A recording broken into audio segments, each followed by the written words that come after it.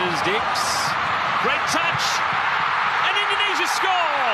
Ole Romani marks his international debut with a goal. By explaining your background. I grew up in a small village in Holland called Vaassen. My grandfather and grandmother were born in Indonesia. Kenapa banyak pemain timnas Indonesia yang berdarah Maluku Belanda? Dari negeri rempah ke Belanda, ini adalah cerita tentang nasionalisme, keluarga, dan sepak bola. Nama-nama seperti Ragnar Oratmangun, Shain Patinama, Eliano Regender Selekatompesi, Kevin Dix Bakarbesi, dan Joey Pelupesi, serta yang terbaru, walaupun bukan berperan sebagai pemain, yaitu Simon Tahamata. Mereka memiliki satu benang merah, yaitu sama-sama berdarah Maluku dan besar di Belanda. Setelah Indonesia merdeka, banyak orang Maluku yang menjadi tentara KNIL, yang merupakan militer bentukan kolonial Belanda, tepatnya pada tahun 1830. KNIL sendiri adalah singkatan dari Koninklijke Nederlands Indische Leger, yang berarti Tentara Kerajaan Hindia Belanda.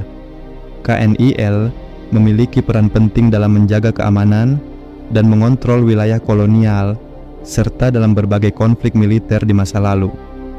Tahun 1950, KNIL dibubarkan. Namun, para prajurit Maluku menghadapi dilema, bergabung dengan tentara Indonesia atau kehilangan hak kembali ke kampung halaman, karena pertimbangan stabilitas politik dan kekhawatiran akan potensi konflik di Maluku. Pemerintah Indonesia saat itu tidak mengizinkan sebagian mantan KNIL kembali ke wilayah tersebut.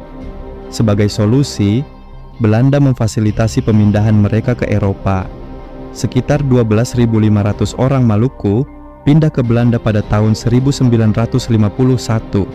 Mereka awalnya dijanjikan tinggal sementara, namun kenyataannya mereka ditempatkan di lokasi-lokasi terpencil, bahkan di bekas kamp konsentrasi.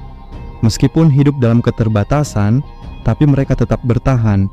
Anak-anak mereka lahir sebagai warga Belanda, tapi tetap tumbuh dengan hati dan identitas Maluku yang kuat. Kini, generasi kedua dan ketiga keturunan Maluku lahir, tumbuh, dan bermain bola di Eropa. Mereka membawa darah Ambon, disiplin Belanda, dan cinta untuk merah putih. Di balik setiap gol Ragnar atau selebrasi Shane, tersimpan cerita panjang pengorbanan dan identitas. Dan menusuk ke dalam kotak dan kotak penalti. Masih Ragnar, shooting Ragnar dan gol!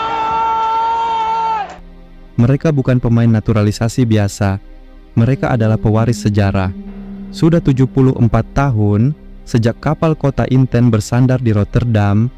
Kini, cucu-cucu dari para eksil Maluku kembali ke negeri leluhur mereka, bukan sebagai pengungsi, tapi sebagai pahlawan lapangan hijau yang berjuang demi cita-cita seluruh rakyat pecinta bola di Indonesia, agar bisa lolos pertama kalinya ke Piala Dunia.